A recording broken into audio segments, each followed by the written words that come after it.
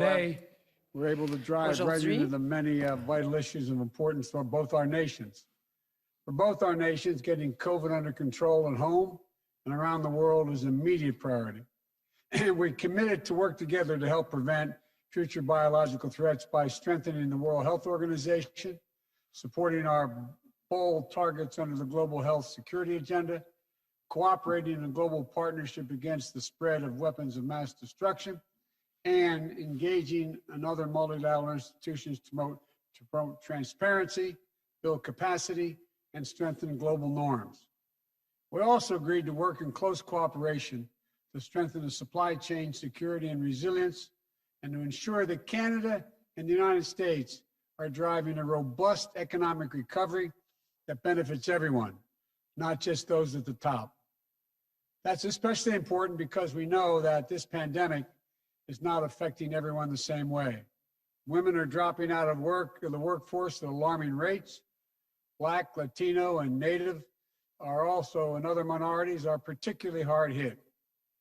We also agreed to work together on an inclusive recovery using the tools available through the small and medium enterprise chapter of our trade agreement to support women and minority-owned businesses. We also doubled down on our efforts to tackle climate change. It was really, really encouraging. Now that the United States is back in the Paris Agreement, we intend to demonstrate our leadership in order to spur other countries to raise their own ambitions.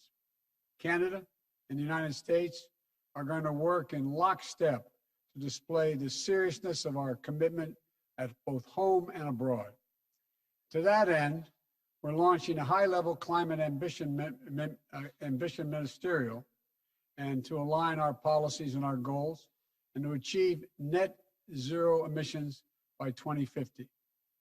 Prime Minister Trudeau and I share an unwavering faith in the capacity of our peoples to meet the challenges of this new age if we lead with our core strengths, our democratic values, our diverse and dynamic peoples. We both recognize our responsibility as leading democracies to defend our shared values around the world and to strengthen our own democracies at home. That means rooting out systemic racism and unconscious bias from our institutions and our laws, as well as our hearts. Today, we agreed to reestablish the Cross-Border Crime Forum and work together to modernize our approach to community safety and to do the most we can, do more to take on racism and discrimination in both our systems. Canada and the United States are not only vital partners, we're NATO allies committed to shared defense. The Prime Minister and I discussed our work with our European allies to bolster transatlantic security, which includes meeting our Wales commitments. We also agreed to modernize the North American Aerospace Defense Command, NORAD, which is still the only binational military command of its kind. And we will launch an expanded U.S.-Canadian Arctic dialogue to cover issues related to continental security, economic and social development, and Arctic governance. And finally, coming on the heels of the G7 meeting last Friday, it was an opportunity for Prime Minister Trudeau and I to explore our bilateral partnership to reinforce and help drive issues of concern in our hemisphere and globally. That includes coordinating our approaches to better compete with China and to counter threats to our interests and values. Let me reiterate our support for the release of the detained in China, 2 Canadians, Michael Spavor and Michael Covering. Human beings are not bartering chips. You know, we're going to work together until we get their safe return. Canada and the United States will stand together against abuse of universal rights and democratic freedoms. We're going to strengthen our shared commitment to providing safe haven for refugees and asylum seekers, and so much more. The United States is no closer and no more important friend than Canada. Our nations share a close geography and history that will forever bind us together. but our values are even more consequential. But it's a shared spirit of our people that's going to ensure ours is a future of hope and opportunity. Canadians and Americans are innovative, creative, entrepreneurial, competitive, open-hearted, and rights-respecting. There's nothing we cannot achieve when we commit ourselves to it. And when we work together, as the closest of friends should, we'll only make each other stronger. So thank you again, Mr. Prime Minister, for your friendship and for your leadership.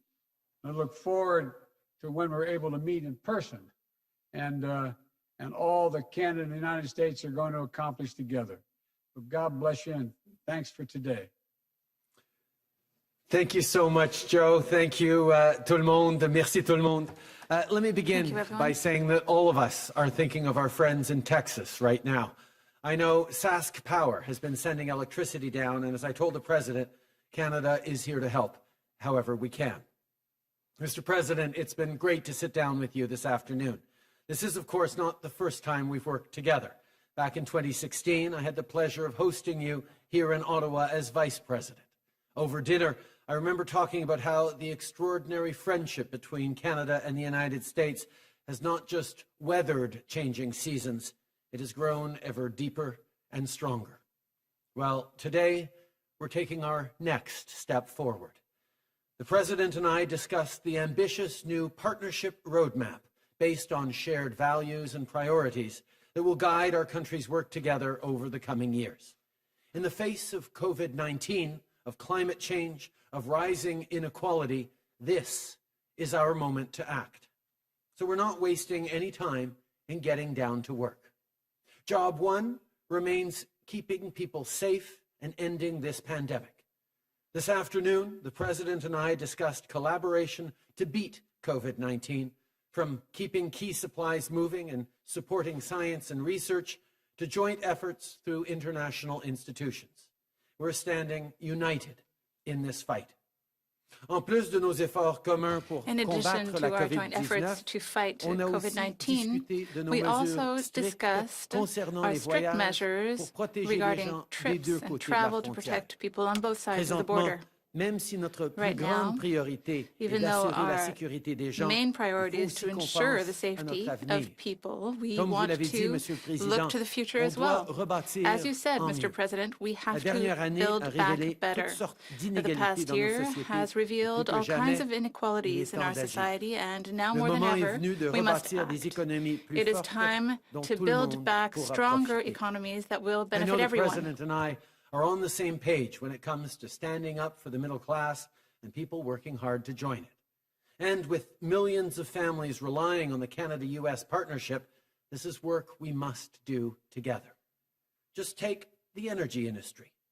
Canadian energy workers power homes on both sides of the border. It goes to show that we're all better off for this partnership. Today, the President and I discussed leveraging supply chains and support for businesses to create good, well-paying jobs and help people who've been hardest hit get back on their feet. Ici au Canada, Here in Canada, innovation and clean energy will occupy a crucial place in our plan to rebuild our economy. The President and I talked about the importance of a green growth in order to create new opportunities for Canadians and Americans and to protect the environment and fight climate change.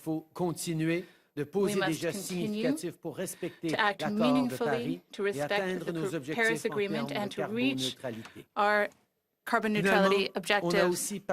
Finally, we also talked about the various ways in which we can build a stronger, more peaceful world, ways of protecting our people and our communities, and for that we must work together. We must strengthen continental defense, and we must fight violent extremism. Throughout the world, we must defend the common interests and values that we have by rebuilding alliances and by supporting multilateral institutions. I would like to thank President Biden for his support in the freeing of Michael Kovrig and Michael Spavor, who have been arbitrarily detained in China. We're facing tough times, there's no doubt, but we're not facing them alone. Canada and the United States are each other's closest allies, most important trading partners, and oldest friends. And we stand united to beat this pandemic and build a better tomorrow. And I know our bond will grow even stronger. Thank you, Mr. President. Thank you, Joe, for your leadership, for your engagement, and thank you in advance for all the great work we're going to be doing together. Merci, mon ami. Thank you, my friend. Au revoir. Bonsoir.